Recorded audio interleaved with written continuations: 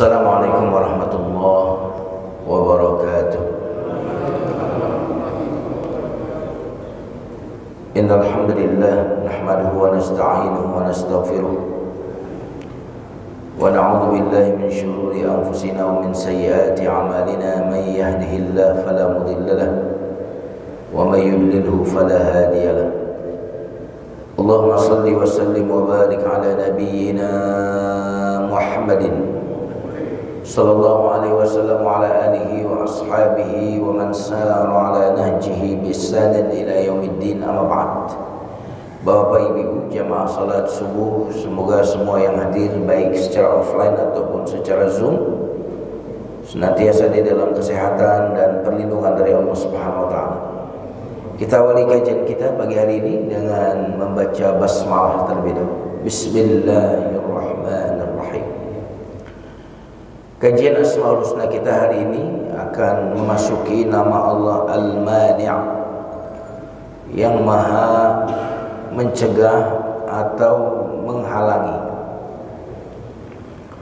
Secara bahasa, mani' ini lawan daripada memberi. Jadi kalau memberi mu'ti, mestinya kita mu'ti dulu baru mani'. Tapi saya kemarin kelewat nih.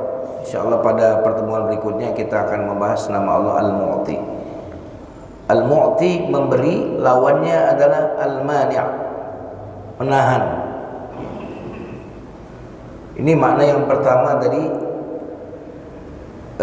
Al-Mani'. Makna yang kedua dari Al-Mani' adalah melindungi. Jadi mencegah musuh, mencegah bahaya, menghalangi musuh, menghalangi bahaya untuk sampai ke kita, sehingga maknanya bisa berarti melindungi. Nah, ini makna yang kedua dari Al-Mani'.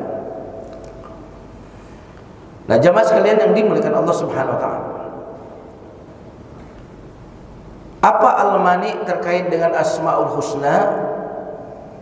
Alladzi yamna'uka min kulli ma yu'dzika, yang menghalangimu, mencegahmu dari segala sesuatu yang menyakitkanmu, yang menghalangimu, melindungimu dari kerusakan, baik dalam kerusakan agama maupun kerusakan dunia. Maka Al-Mani' artinya maha melindungi, artinya maha menolong, artinya maha menjaga. Jadi kalau ada misalkan sesuatu yang dilemparkan kepada kita, nah kemudian ada yang menghalangi kita, nah maka penghalang ini disebut mani'. Benteng yang kokoh disebut hisnun mani'un. Benteng yang melindungi, mani'. Benteng berarti mani', dia menghalangi sesuatu untuk sampai kepada kita. Jemaah sekalian yang dimuliakan Allah Subhanahu wa taala, maka ketika kita mengetahui dan mengenal nama Allah Al-Mani', dia yang melindungi kita dengan mencegah sesuatu untuk sampai ke kita, maka yang akan terjadi pada diri kita adalah ketenangan, rasa aman. Saya umpamakan kalau kita baru beli mobil baru, kira-kira bawa mobil baru, ada rasa gelisah nggak? Ada rasa khawatir nggak? Mobil ini akan mogok? Nggak ada kan? Kenapa? Semuanya masih fresh, masih dalam keadaan prima. Nggak ada perasaan mobil ini akan mogok. Maka perasaan itulah yang akan kita dapatkan ketika kita mengenal bahwa Allah itu Mani', menghalangi bahaya, menghalangi penyakit, menghalangi virus untuk sampai kepada kita. Mani', maka berarti melindungi. Jamaah sekalian yang dimuliakan Allah, karena takut musibah adalah musibah. Nah, ini, ya kan? Khawatir akan musibah. Makanya jangan hidup di masa depan. Jangan juga hidup di masa lalu. Banyak orang yang gak hidup di masa sekarang. Masa lalu hidup dengan kesedihan yang udah terjadi, kehilangan, ya, rasa sakit yang sudah terjadi masa lalu. Orang dibawa-bawa ke sekarang, berarti orang itu hidup di masa lalu. Ada juga orang hidup di masa depan, belum terjadi, udah membayangkan sesuatu yang buruk yang akan terjadi. Padahal mungkin yang akan terjadi itu, yang buruk itu 10 tahun lagi. Mestinya 10 tahun lagi lah dia baru merasakan takut itu. Tetapi karena dia bawa kehidupan yang sekarang, berarti memperpanjang rasa takut itu. Takut. Nih kadang-kadang sebagian orang tua seperti kita nih, nanti gimana ya anak-anak kita, takut ya. Ya kan? Gimana nanti kalau saya kena penyakit ini, penyakit itu. Belum sakit, sudah sakit duluan. Bahkan sebenarnya dia tidak perlu sakit, tapi karena mengkhawatirkan sakit, khawatir sakit itu yang membuat dia sakit. Banyak psikolog yang mengatakan bahwa kebanyakan pengisi rumah sakit itu mayoritas bukan disebabkan oleh makanan yang masuk ke mulutnya katanya. Tetapi kebanyakan rumah sakit itu isinya adalah disebabkan oleh makanan yang masuk ke pikirannya. Maksudnya makanan negatif, Pak. Ya kan, kita ini orang tua biasanya sudah tahu. Nah, jangan makan ini, nanti batuk. Jangan makan itu, ya, nanti sakit perut. Tapi makanan pikiran yang negatif, wah, kita seringkali nggak protek diri kita, ya kan? Udah hari-hari ini berita ini itu, wah. Maka jamaah sekalian yang dimuliakan Allah Subhanahu wa taala, Allah Al-Mani berarti Allah yang maha melindungi kita dari sampainya sesuatu yang negatif, sampainya sesuatu yang buruk mengenai kita. Allah cegah itu, Allah halangi itu terjadi. Makanya ciri orang yang beriman itu rasa tenang, Pak.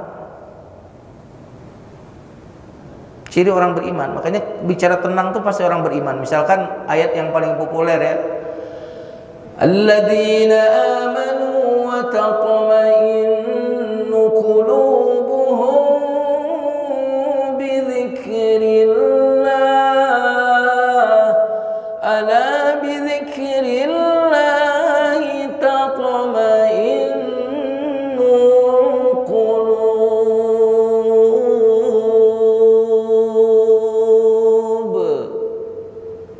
Ini aja udah tenang nih bapak-bapak nih, udah mau tidur nih kelihatannya ya.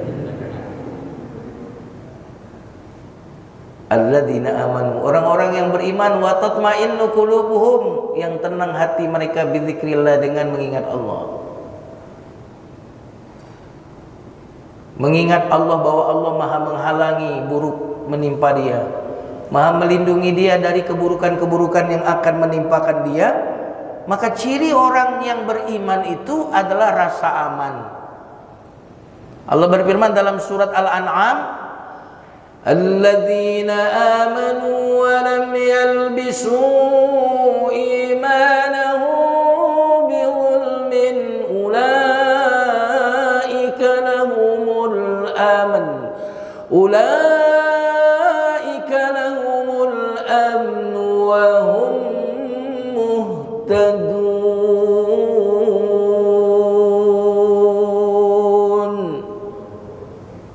Alladzina amanu, orang-orang yang beriman, walam yalbisu imanahum, dan tidak mencampur iman mereka, bizulmin, dengan kesyirikan. Kok kan zulum Ustaz? Karena ayat yang lain mengatakan inna syirka la zulmun azim, musyrik itu kezaliman yang sangat besar. Al-An'am mengatakan orang yang beriman dan tidak tercampur imannya ini dengan sedikit kesyirikan, maka bagi mereka rasa aman. Apa contoh kesyirikan? Kita menganggap bahwa ada yang bisa membahayakan kita selain Allah, ada yang bisa memberikan manfaat kepada kita. bahwa penyakit itu bisa datang dengan sendirinya tanpa izin Allah, bahwa ada orang yang bisa mencelakakan kita tanpa izin Allah, itu kesyirikan. Maka kalau kita mengatakan satu-satunya pelaku dalam kehidupan ini cuma Allah itu namanya tauhid. Iman yang tidak dicampur kesyirikan itu akan memberikan rasa aman. Tidak ada yang bisa menyelamatkan saya kecuali Allah. Vitamin yang saya konsumsi hanya bisa bermanfaat jika Allah izinkan vitamin itu memberikan manfaat. Masker yang saya pakai ini hanya bisa bermanfaat jika Allah izinkan masker ini melindungi saya dari penyakit. Nah, jamaah sekalian yang dimuliakan Allah Subhanahu wa taala, maka orang yang beriman meyakini nama Allah Al-Mani, maka kehidupannya menjadi tenang.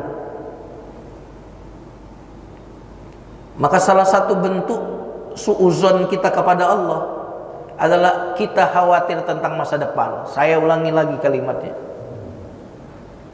Salah satu bentuk suuzon kita kepada Allah adalah kita mengkhawatirkan masa depan.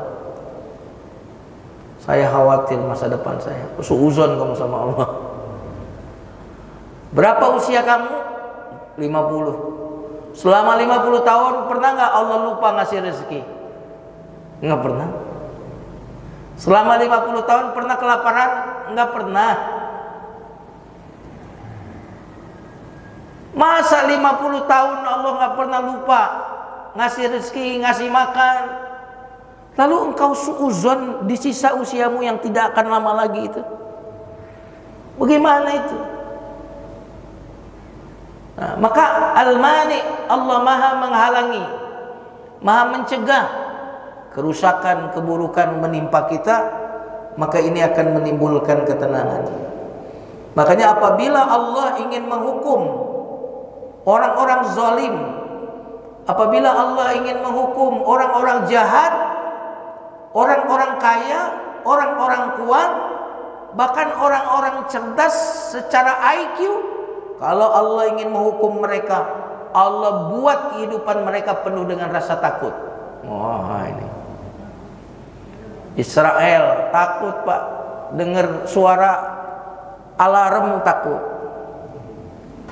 Betul nggak? Amerika lihat orang berjenggot takut. Makanya di Amerika itu, Pak, bandara yang terlalu penakut, Pak. Jadi setiap orang yang mau datang ke sana itu kecurigaannya itu over. Ada rasa takut yang luar biasa. Makanya orang-orang yang berbuat jahat itu dihinggapi rasa takut, nggak bisa tidur. Apalagi yang nembak orang itu. Coba, Pak, bayangin itu. Nggak ada nilainya harta segala macam dengan rasa. Dan orang itu ketika ada rasa takut yang berlebihan bisa mematikan dia rasa takut itu. Jamaah sekalian yang dimuliakan Allah Subhanahu wa taala. Maka Nabi di dalam Gua Tsur bersama Abu Bakar, apa kata Nabi kepada Abu Bakar? Jangan sedih, Allah bersama kita. Jangan sedih, Allah bersama kita.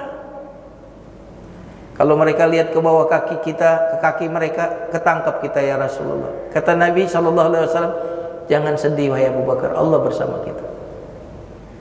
Logisnya ketangkap, iman enggak ketangkap.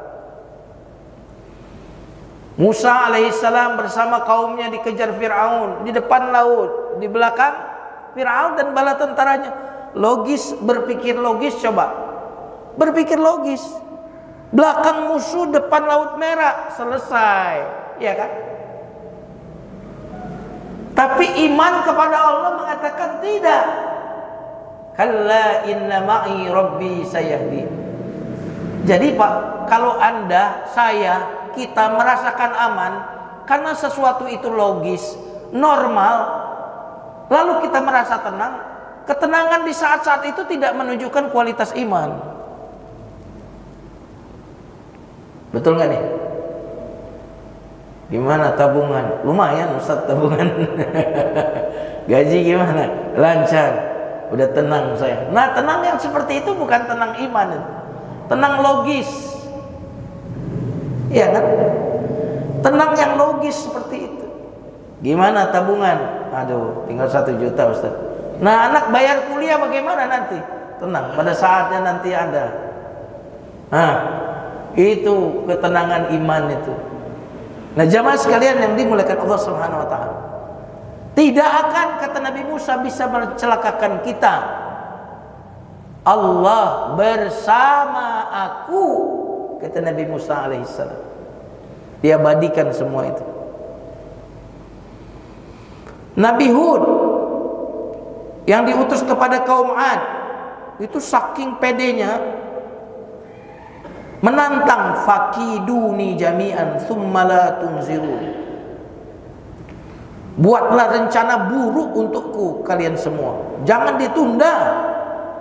Surat Hud ayat 55 sampai 56. Nabi Hud itu nantang, coba makar kalian, rencana kalian buat dan lakukan, jangan tunda-tunda. Inni tawakkaltu 'alallahi rabbi wa rabbikum ma min dabbatin illa huwa akhidhun bi nasiyatiha. Aku bertawakal kepada Allah, kata Nabi Hud, Tuhanku dan Tuhan kalian. Tidak ada makhluk yang melata di muka bumi ini kecuali ubun-ubunnya ada dalam genggaman Allah. Jadi kejiwaan orang yang beriman itu, jemaah sekalian, adalah optimis. Optimis, tenang, itu orang yang beriman. Makanya jangan pernah ada yang mengatakan makin tua makin kusut. Enggak, Pak. Yang tua itu cuma badan kita. Badan kita ini memang sunatullahnya tua. Tapi sini kita nggak pernah tua. Makin tua makin optimis. Makin tua makin bersyukur. Makin tua makin bersabar. Makin tua makin bahagia. Itu betul nggak?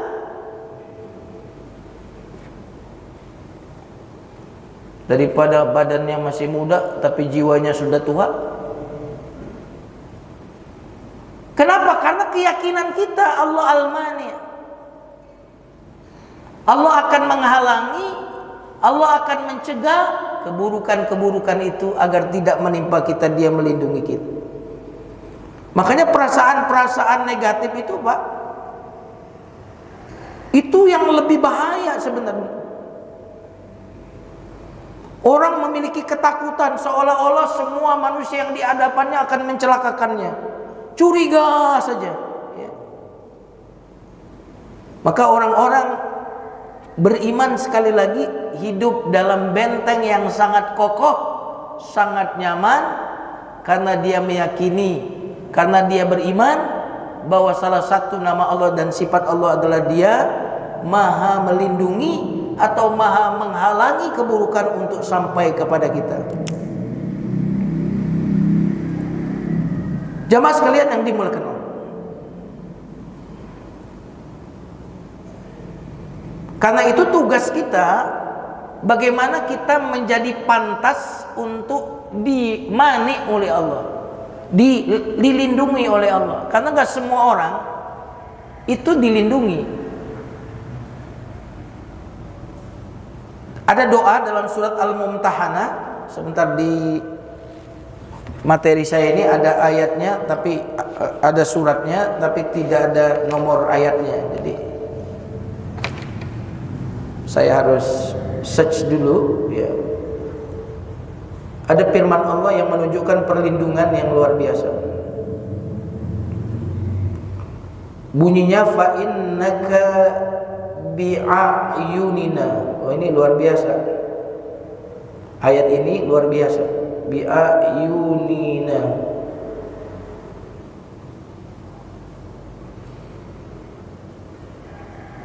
Surat At-Tur ayat 48. Nih, dengarkan ini.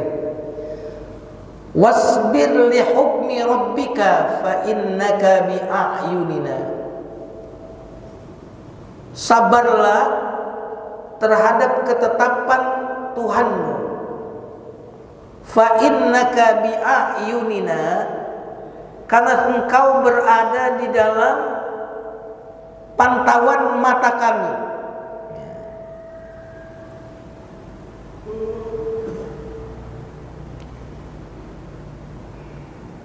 Ini konteksnya kalau tidak salah Nabi Musa ya. Saya lupa konteksnya Nabi siapa di sini. Tapi Allah mengatakan, sabar ya. Engkau berada dalam pengawasan mata kami. Maksudnya perlindungan kami. Makanya orang Arab itu, Pak, kalau kita punya urusan, dia bilang tunggu ya. Lalu dia bilang gini, tunggu ya. Itu intinya nggak usah takut. Gitu orang Arab, terutama orang Mesir. Dulu saya ketika jadi mahasiswa minta sesuatu dari bagian kesiswaan, karena antri, lalu saya bilang ya Om, Bapak tolongin dong. Dia bilang jangan takut, enta kamu maksudnya itu ada di dalam mata saya. Nggak usah khawatir, pasti dapat. Nah itu, fa innaka bi'ayunina, kau berada dalam pengawasan kami, perlindungan kami. Sementara di surat Al-Mumtahanah ada doa yang berbunyi, Rabbana la taj'alna fitnatan lilladzina kafaru. Ya Allah, jangan kami jadikan kami ini objek fitnah bagi orang-orang kafir. Jangan jadikan kami ini menjadi korban orang-orang kafir. Lindungi kami ya Allah. Nah, makanya Al-Mani, yang maha menghalangi, yang maha melindungi orang yang memang pantas untuk dilindungi. Jemaah sekalian yang dimuliakan Allah Subhanahu wa taala.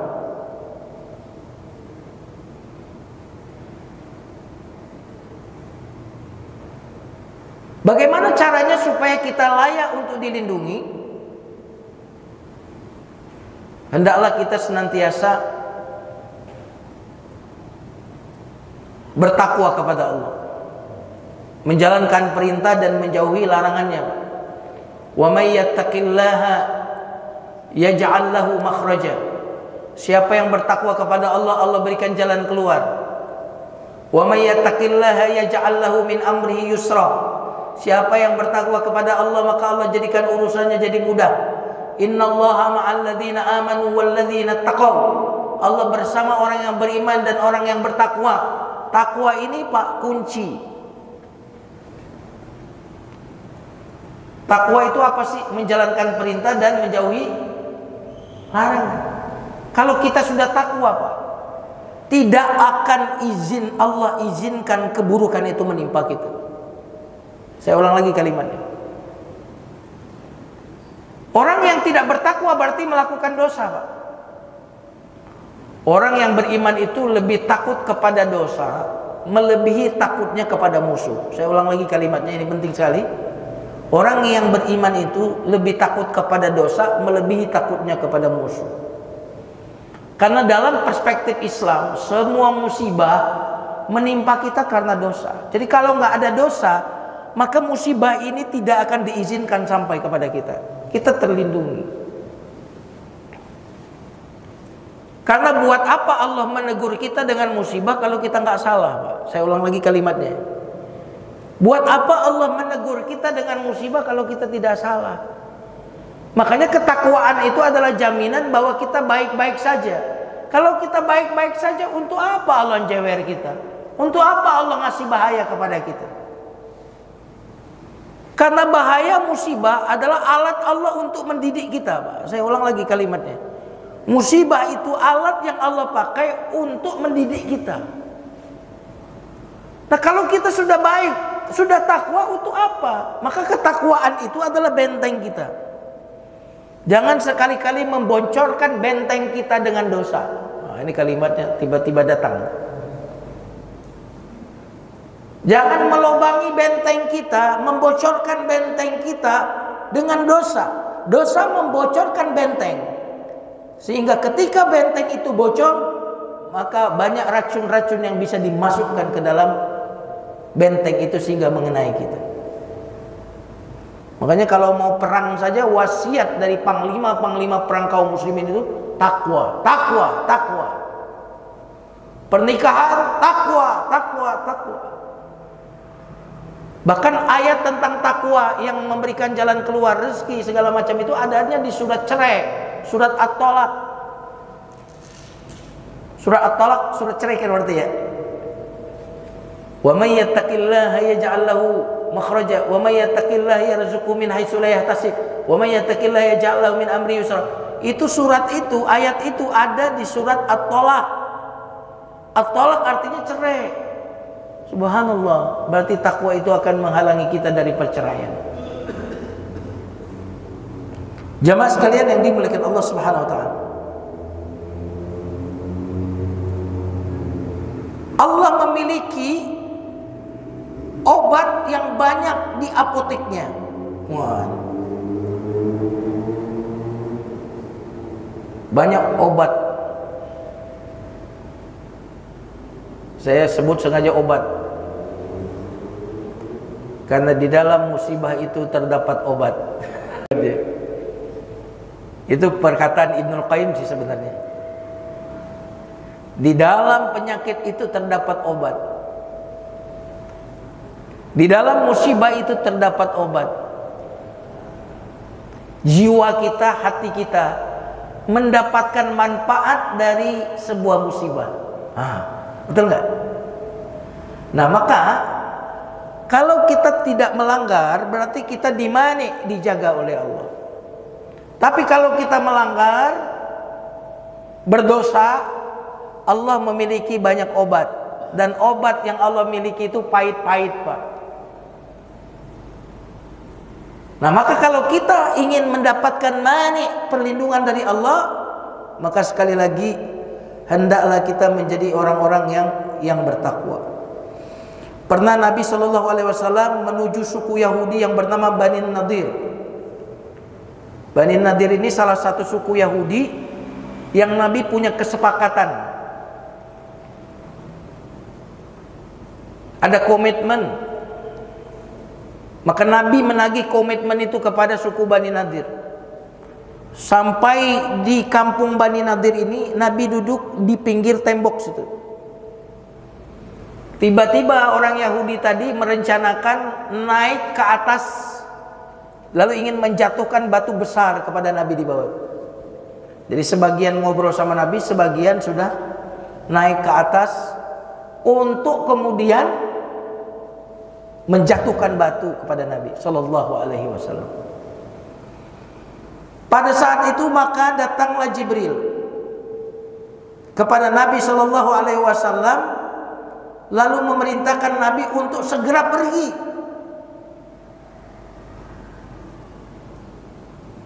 Lalu rencana orang kafir untuk menjatuhkan bahaya tadi sia-sia. Kenapa? Nabi dimani oleh Allah, dihalangi. Ingat waktu Nabi hijrah, Suraqah bin Malik ingin mendapatkan hadiah 100 unit unta dalam kurung Pajero. Ya kan?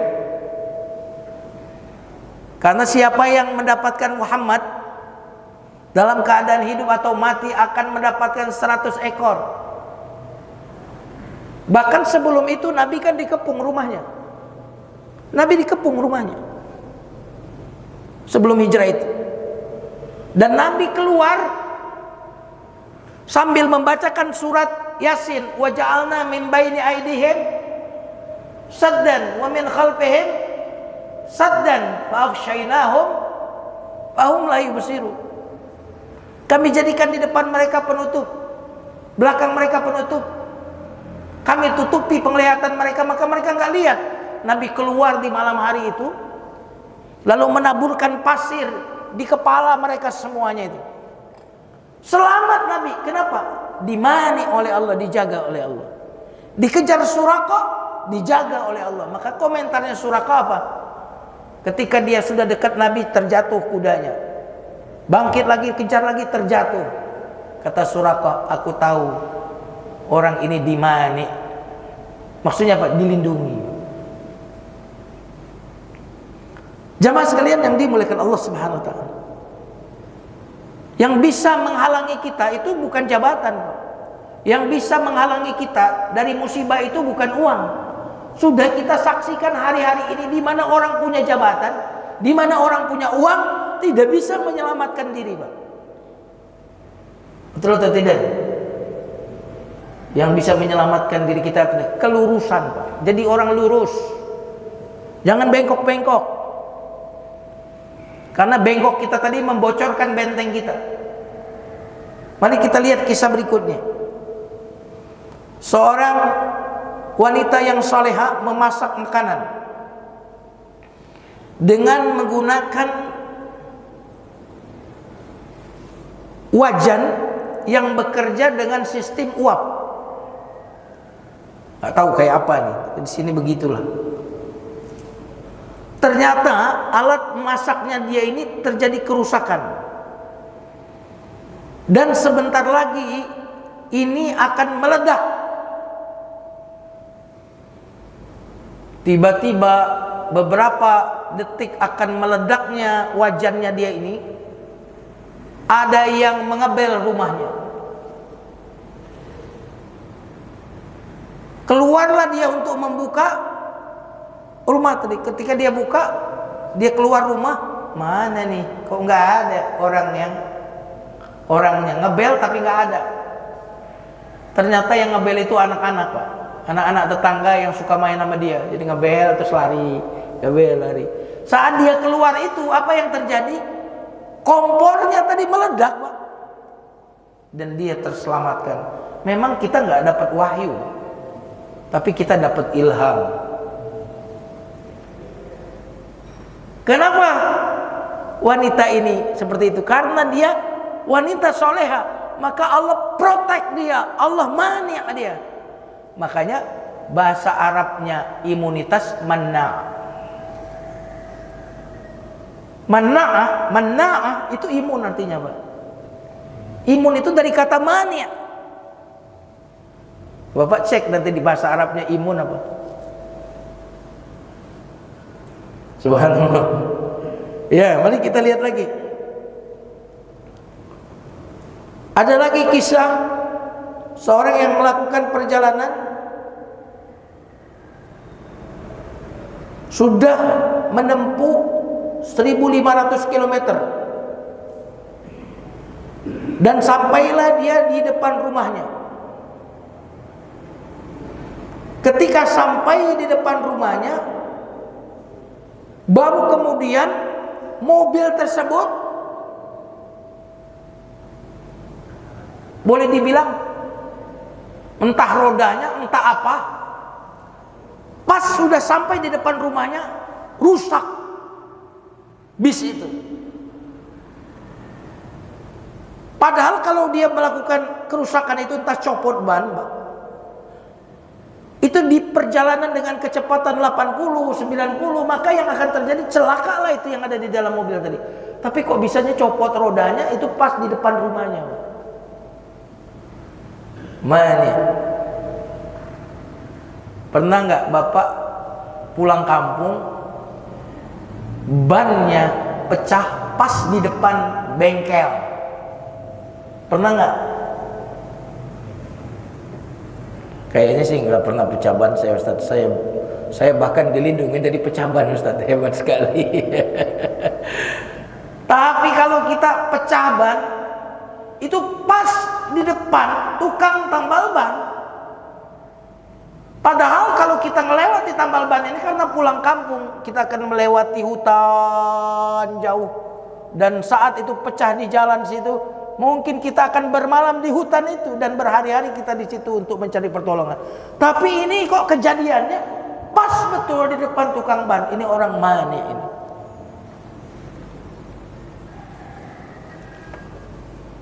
Jamaah sekalian yang dimuliakan Allah. Masih semangat? Masih semangat? Ada seorang mahasiswa kedokteran mau ke tempat kuliah. Tiba-tiba dia dapat tempat duduk. di bis itu, duduk dia. Tiba-tiba ada yang nyetop mobil, badan orang ini keker. Setelah stop mobil, karena dia nggak dapat tempat duduk, mestinya dia berdiri. Ini dia nggak berdiri, Pak. Ini mahasiswa kedokteran yang badannya tadi kecil tuh, dia angkat begini, Pak, kecil karena dia kecil, dia angkat, diturunin keluar, Pak. Terus dia daik di situ, Pak. Kira-kira apa perasaan ini mahasiswa ini? Pasti marah luar biasa. Tapi gimana mau ngelawan orang ini badannya tinggi besar? Apa yang terjadi, Pak? Dia naik bis yang lain, bis yang tadi dia tumpangi jalan.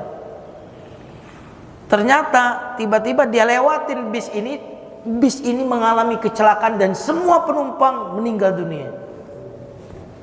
Mana? Banyak, Pak, kisah-kisah orang terlambat naik pesawat, pesawatnya jatuh, ya kan?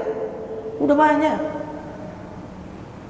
Makanya kita nggak perlu suuzon sama Allah kalau kadang-kadang yang kita inginkan kok nggak terjadi.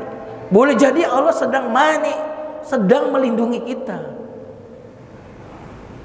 Dulu waktu ingin daftar ya jadi polisi nggak keterima, alhamdulillah, Pak. Betul nggak nih?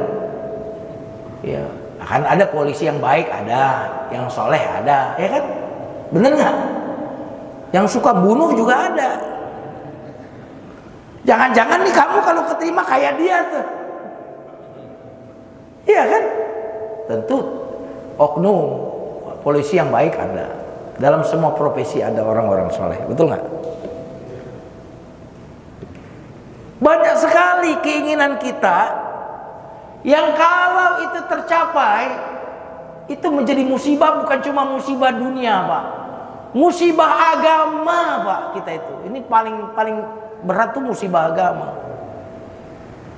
Siapa yang pernah dulu bercita-cita kuliah di luar negeri, angkat tangan.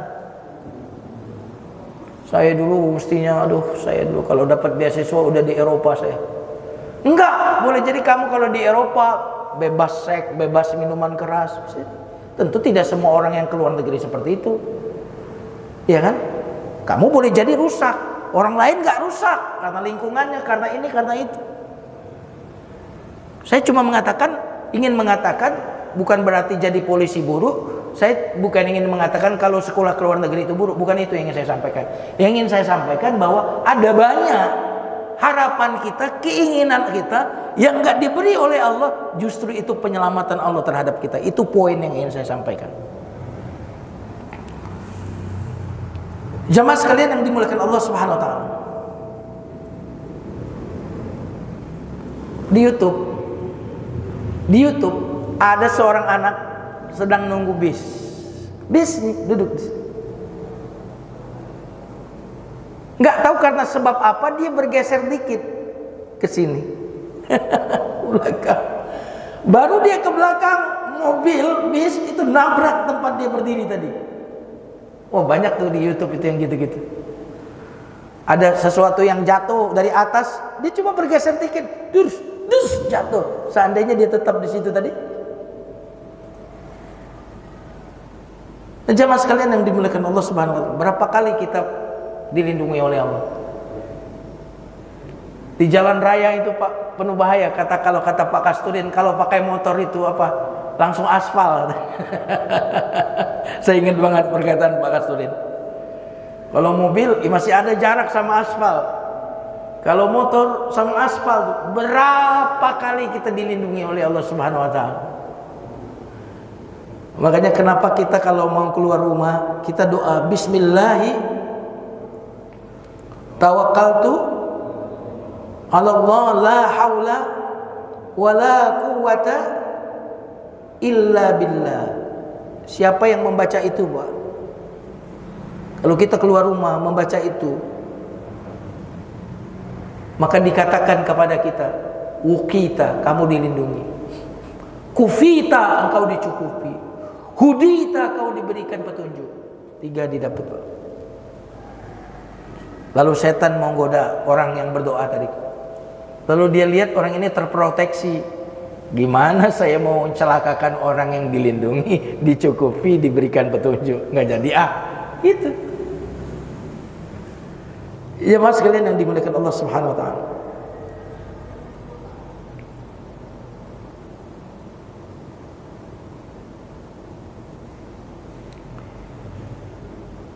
Biasanya Pak,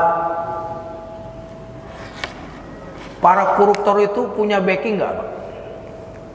Berani korupsi. Banyak penjahat-penjahat itu, Pak, mereka itu bermitra dengan orang-orang yang menurut mereka bisa memberikan rasa aman. Wah, ini betul ya? Mafia-mafia itu banyak, Pak, backing-backingnya. Tempat-tempat maksiat banyak backing-backingnya. Buzzer itu banyak backingnya. Makanya begitu beraninya mereka kemudian bikin hoax, ya kan? Bikin hoax. Begitu percaya dirinya bermaksiat. Kenapa? Karena mereka aman. Kenapa aman? Saya punya backing. Betul, Pak? Apalagi yang biasa membacking, Pak, merasa aman. Betul gak nih? Orang biasanya saya yang backing, ya kalau saya lebih aman lagi. Intinya apa, Pak? Ketika orang itu merasa aman karena dia mempunyai backing A, backing B, backing C, lalu bagaimana dengan kita yang katanya Tuhan kita adalah Allah, Allah Al-Mani'? Kenapa kok kita itu merasa takut di dalam hidup ini?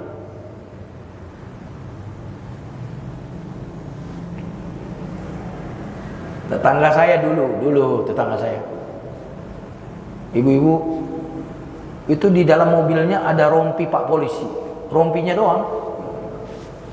Suaminya bukan polisi. Rompinya doang.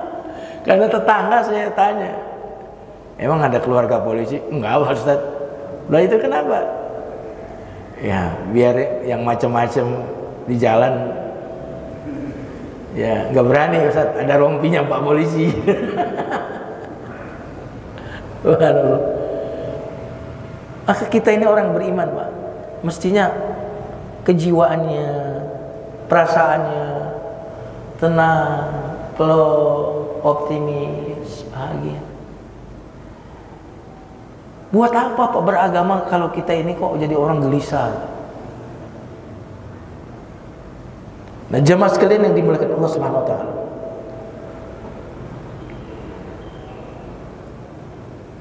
makanya ada doa. Doa ini doa dari Nabi, indah sekali, Pak, doa ini. Biasanya doa ini ada di Quran, biasanya di akhir-akhir surah An-Nas itu, setelah surah An-Nas itu ada doa, di belakang itu ada doa ini biasanya. Sebagian Quran. Bunyinya begini, Allahumma aslih lana dinana alladhi huwa ismatu amrina. Ya Allah, perbaikilah agama kami yang menjadi pegangan urusan kami. Wa aslih lana dunyana allati fiha ma'ashuna. Perbaikilah dunia kami yang di dalamnya adalah kehidupan kami. Wa aslih lana akhiratana allati ilaiha maradduna. Perbaiki akhirat kami yang kepadanya kami nanti kembali ke akhirat. Jadikan kehidupan kami ini sebagai penambah bekal kebaikan untuk kami. Jadikan kematian peristirahatan kami dari segala macam keburukan.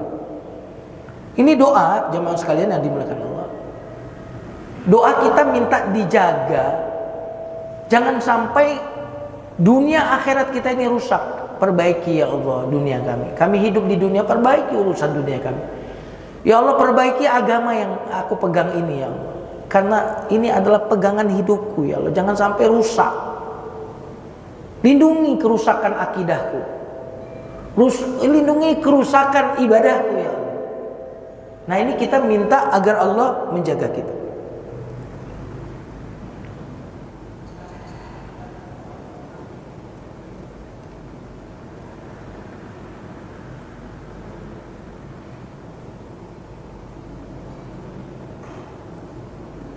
Oke.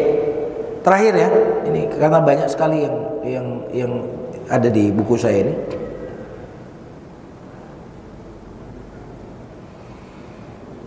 Al-mani, kesimpulannya, al-mani pertama adalah mencegah keburukan itu jangan sampai datang kepada kita. Itu makna yang pertama. Makna yang kedua, Allah melindungi kita justru dengan mendatangkan musibah untuk kita. Ini seolah-olah paradok ya. Kalau yang pertama, Allah melindungi kita dari bahaya, keburukan, jangan sampai mendatangi kita, dilindungi. Makna yang kedua adalah Allah justru melindungi kita dengan mendatangkan musibah itu kepada kita, mendatangkan keburukan itu kepada kita. Karena sebagian orang ketika tidak didatangkan musibah, hubungannya dengan Allah nggak bagus, ya kan? Tapi ketika dia didatangkan musibah, maka hubungannya menjadi lebih baik, lebih berkualitas, lebih berkuantitas dan berkualitas. Hubungannya dengan Allah penuh romantisme dengan Allah setelah datangnya musibah. Tetapi kalau dia tidak ada musibah, dia sering lalai dari Allah, sering lupa kepada Allah. Maka Allah ingin menjaga agama orang ini, ingin menjaga ketaatan orang ini, maka Allah datangkan musibah untuk menjaga. Makanya ada ungkapan Sayyidina Ali, ya, bukan Sayyidina Ali. Kalau Sayyidina Ali beda lagi ungkapannya. Ungkapan Ibnu Athaillah yang berbunyi begini kurang lebih: jika Allah membuka mata batinmu, maka engkau akan melihat bahwa musibah itu adalah anugerah. Itu terjemah bebasnya.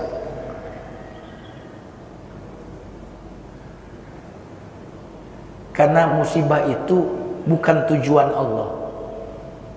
Musibah itu alat yang Allah pakai untuk memperbaiki kita. Saya ulang lagi, musibah itu bukan tujuan bagi Allah. Dia hanya sarana yang Allah pakai untuk memperbaiki jiwa dan rohani kita. Maka Ibnu Athaillah berkatakan, jika dibuka mata batinmu, maka engkau akan melihat bahwa musibah itu sebenar-benarnya adalah anugerah. Wallahu a'lam bishawab. Silakan kalau ada yang ingin bertanya. Silakan. Waalaikumsalam warahmatullahi wabarakatuh.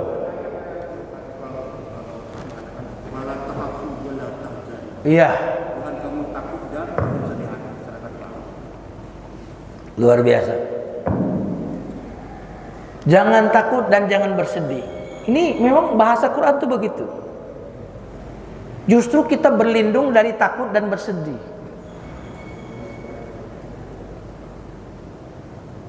Dalam Al-Quran surat Fussilat, innal ladzina qalu rabbunallah thumma istaqamu tatanazzalu alaihimul malaikah alla takhafu wa la tahzanu. Surat Fussilat ayat 30. Sesungguhnya orang-orang yang meyakini Rabb-nya Allah. Nah, jadi Pak, tidak takut dan tidak sedih itu dasarnya adalah keyakinan akan rububiyah Allah. Orang yang meyakini Rabbku Allah,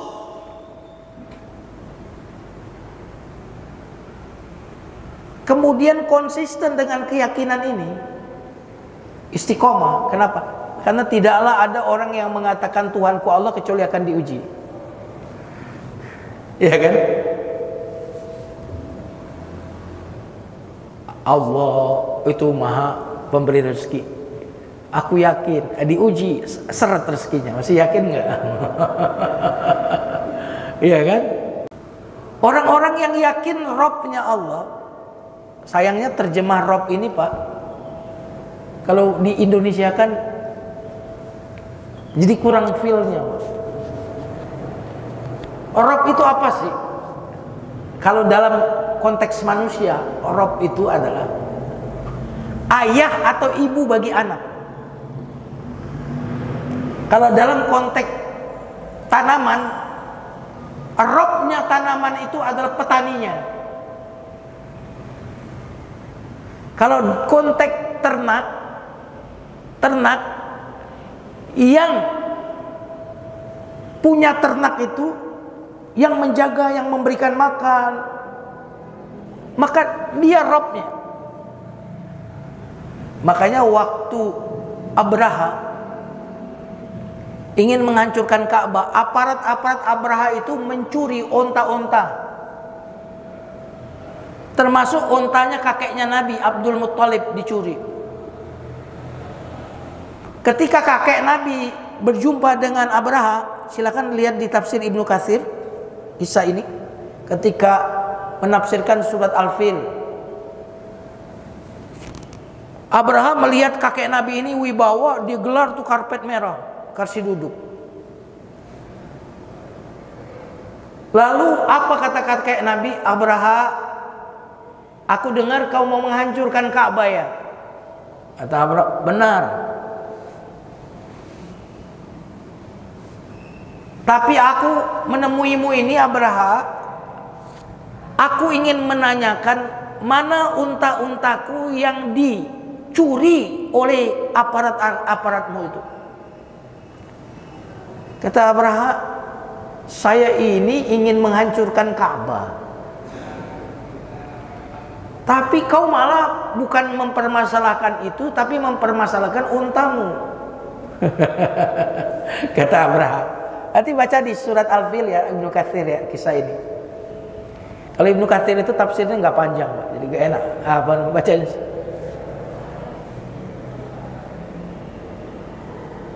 Aku kira kau mau mempermasalahkan rencanaku untuk menghancurkan Ka'bah, kok malah kau permasalahkan untamu yang diambil oleh aparat-aparatku. Apa kata kakeknya Nabi Shallallahu Alaihi Wasallam? Abraha, kalau Ka'bah mah Allah Robnya Ka'bah itu. Makanya ketika berbicara tentang Ka'bah, Allah mengatakan apa? Falyabudu Rabbaha, Rabb hadzal bait, baitu Ka'bah, Robnya, Rabb hadzal bait.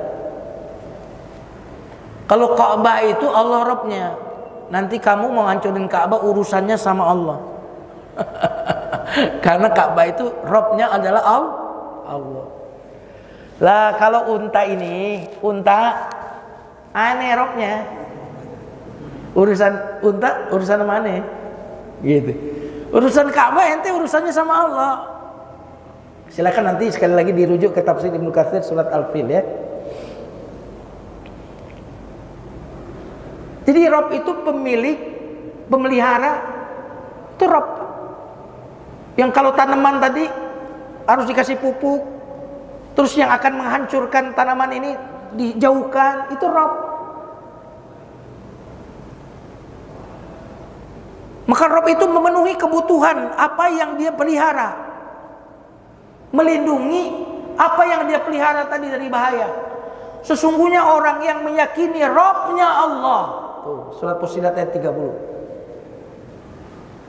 Tsumastaqamu, istiqamah, karena dia akan diuji Pak, orang yang meyakini Allah itu. Tapi dia setelah diuji tetap konsisten, lurus, nggak goyah Pak. Kalau cuma beriman sehari dua hari nggak goyah sih gampang. Tapi dia istiqomah, diancam tetap istiqomah, dipenjara tetap istiqomah. Betul nggak nih? Tatanazzalu alaihimul malaikah, turun malaikat kepada orang ini. Maka orang ini tiba-tiba merasakan alla takhafu wa la tahzanu. Jangan takut, jangan sedih.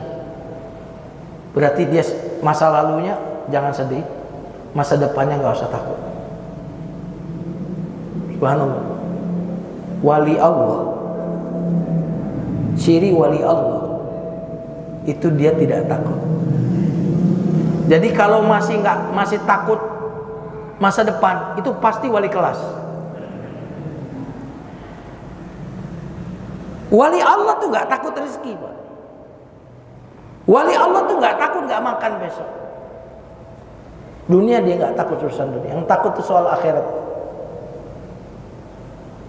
Nah, jadi ternyata rasa tenang bahagia itu lahir dari iman.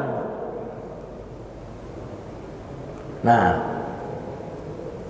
doa Nabi berlindung dari takut dan sedih.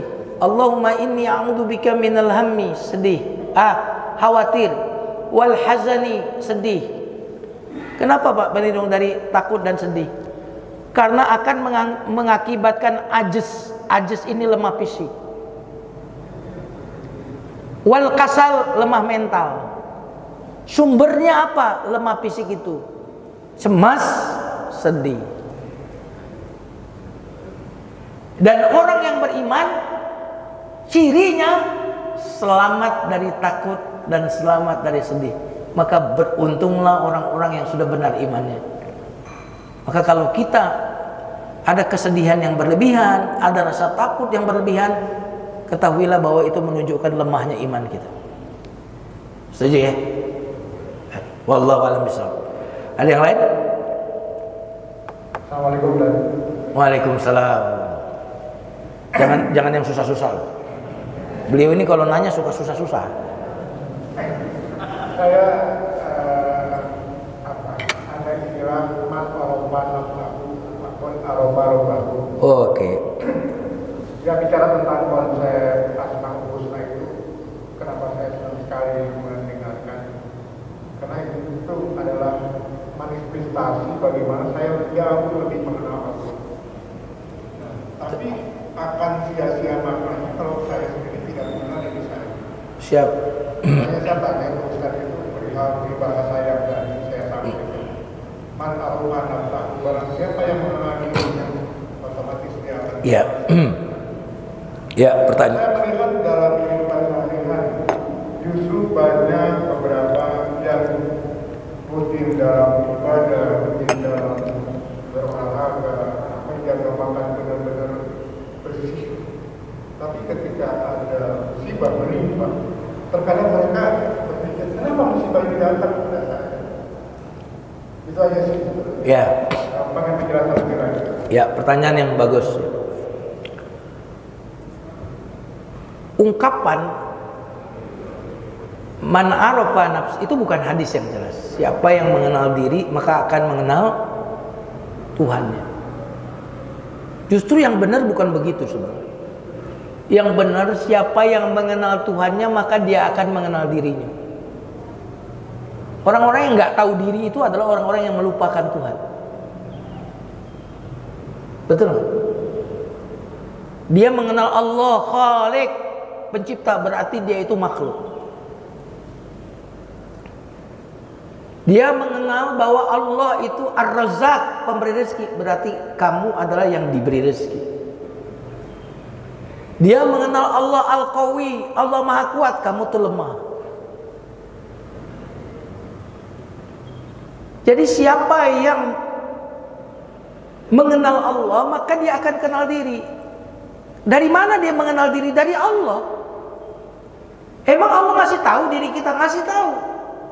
Diceritain di Quran siapa manusia itu, tercipta dari apa, terdiri dari apa, sifat-sifat manusia itu apa.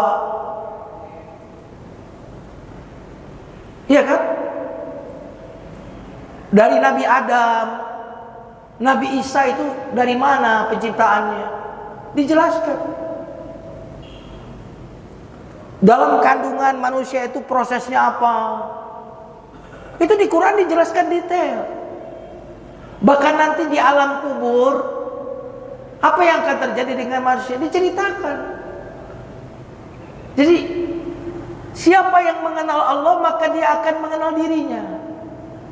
Karena Allah menceritakan manusia itu apa dan siapa di dalam Quran. Khuliqal insanu dha'ifa, manusia itu diciptakan dalam keadaan lemah. Khuliqal insanu min ajal, manusia itu bersifat tergesa-gesa. Khuliqal insanu halu'a. Manusia itu keluh kesah. Itu Allah sebutkan karakter-karakter manusia itu. Khalaqal insana min 'alaq. Manusia itu diciptakan dari sesuatu yang menggantung, makhluk yang bergantung dari awalnya, makhluk yang nggak bisa mandiri. Alaq, dari awal dia bergantung ke rahim ibunya. Allah jelaskan fase-fase kemanusiaan itu. Fase lemah waktu bayi, setelah fase kuat, kemudian fase lemah lagi dan beruban. Siapa yang mengenal Allah, maka dia akan mengenal diri. Siapa yang tahu Allah, maka tahu diri. Siapa yang melupakan Allah, maka lupa diri. Wala takunu kalladzina nasullaha, surat Al-Hasyr. Wala takunu kalladzina nasullaha fa ansahum anfusahum. Janganlah kamu menjadi orang yang lupa Allah lalu kamu lupa diri. Nasullaha fa nasiyahum. Lupa Allah, lupa diri. Maka orang-orang yang lupa diri itu adalah orang-orang yang melupakan Allah. Mentang-mentang berkuasa nembak sembarangan, lupa diri. Kenapa lupa diri? Lupa Tuhan itu, sehingga nggak tahu diri. Betul betul. Kok saya jadi emosi begini? Jadi kalimatnya dibalik, Pak. Mengenal diri belum tentu kenal Allah. Lihat Darwin itu ingin mengenal diri. Darwin, kenal Darwin kan? Bagaimana dia ingin mengenal diri manusia dari mana? Ujung-ujungnya kesimpulannya dari monyet. Dan sampai sekarang belum ada monyet yang berubah jadi manusia, Pak. Kalau pernah monyet itu berubah dari dulu menjadi manusia, apa yang menghalangi monyet hari ini untuk berubah, Pak? Di sebuah fakultas di universitas, ya, dosen menjelaskan tentang teori Darwin. Mahasiswa terpecah menjadi dua, satunya pro Darwin, satunya anti Darwin. Pusing ini profesor ini dengan perdebatan mahasiswa yang sengit ini. Akhirnya dosen ini punya kesimpulan, begini aja deh, yang merasa keturunan Nabi Adam duduk di sebelah kanan ya, yang merasa keturunan Darwin tolong mahasiswa duduknya di sebelah kiri. Apa yang terjadi kok? Duduknya sebelah kanan semua, Pak.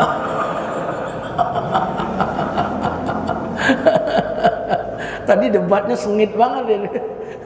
Tapi nggak mau dibilang keturunan kera. Maka Pak, akhirnya manusia yang tidak mengenal Allah, akhirnya dia tidak mengenal diri. Ini tubuh kita ini, Pak, sudah dikenal oleh Barat. Barat mengenal tubuh kita di sampai detail-detailnya, Pak. Tapi mereka sesat berpikirnya. Betul nggak? Maka mereka hanya melihat manusia itu dari sisi fisiknya saja. Maka kesenangan fisik di situ bebas.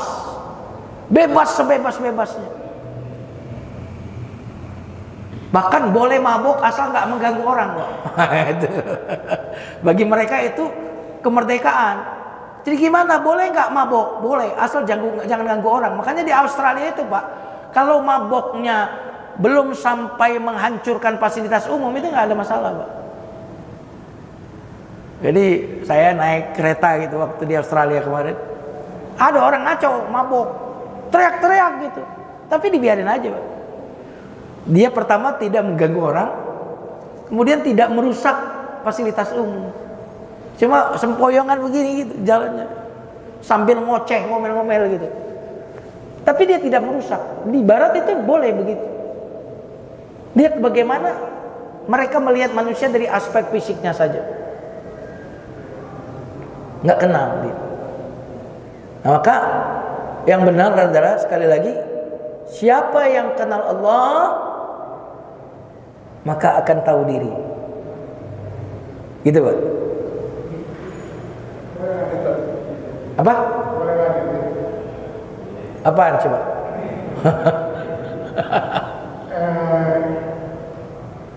Ada rilis namanya rilis endorfin ya, Pak. Apa?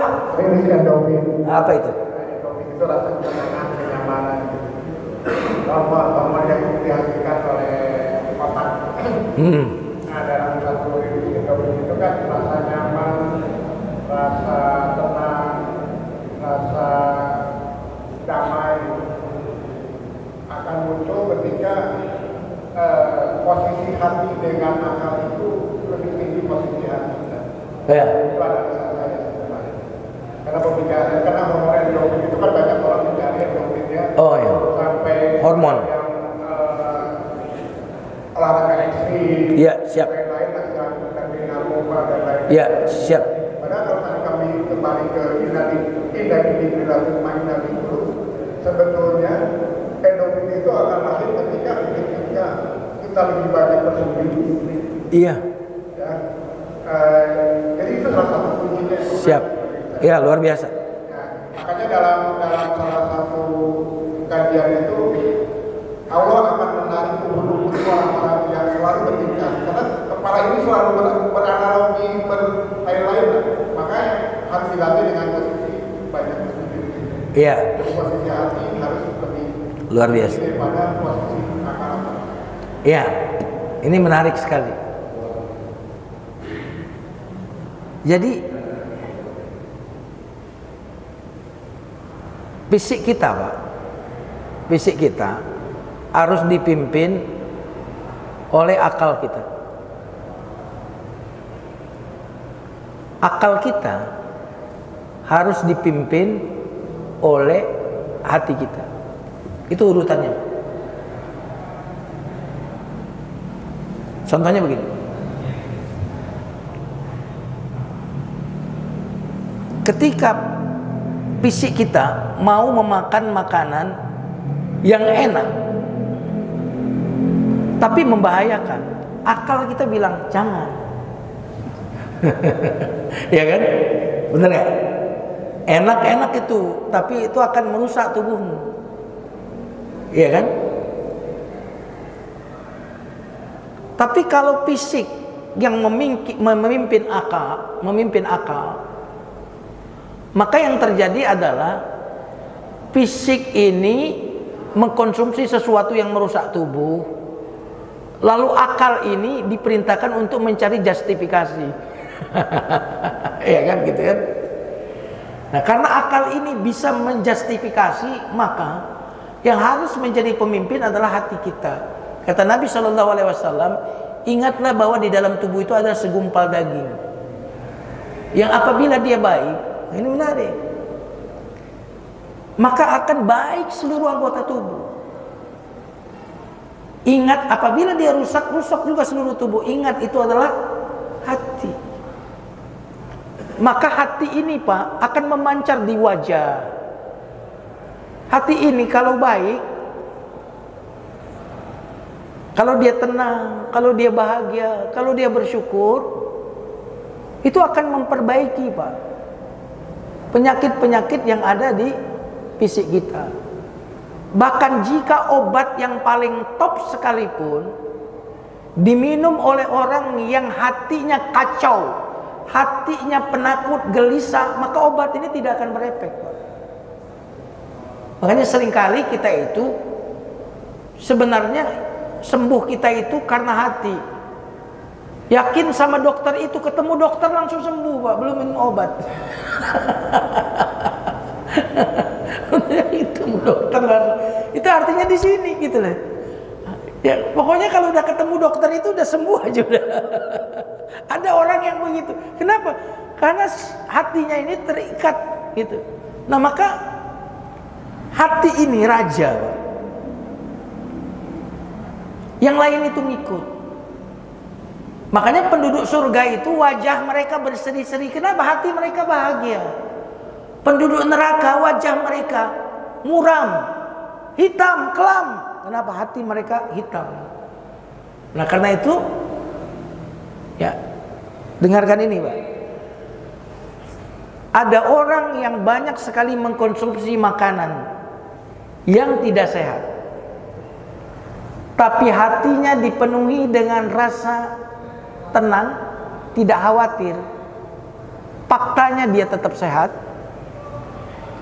Ada orang yang tadi Bapak bilang rajin olahraga, makan pun ditimbang saking sainsnya. Ini berapa gram. Berat badannya ideal, tapi penyakitan kok bisa di sini. Di sininya cemas, di sini khawatir, di sini tidak tenang. Sementara tadi makanannya nggak sehat, di sini yang tenang, sehingga makanan yang sehat tadi tidak mampu meracuni tubuhnya. Karena hati yang tenang ini mengeluarkan enzim-enzim atau sebutlah hormon-hormon yang bisa memprotek dirinya. Maka dari sisi itu kita tahu sesungguhnya kita sangat membutuhkan ibadah itu. Wahai ulama, berapa ayat yang harus saya baca setiap hari? Kata ulama ini, sebanyak kebahagiaan yang kau inginkan. Wah, itu jawaban. Wah, ini udah siang ini, walaupun kelihatannya nih jamaah ini masih bersemangat nih. Kita tutup ya dengan istighfar, astagfirullahaladzim, subhanakallahumma bihamdika, asyhadu an la ilaha illa anta, astaghfiruka wa atubu ilaik. Barakallahu li wa lakum. Wassalamualaikum warahmatullahi wabarakatuh.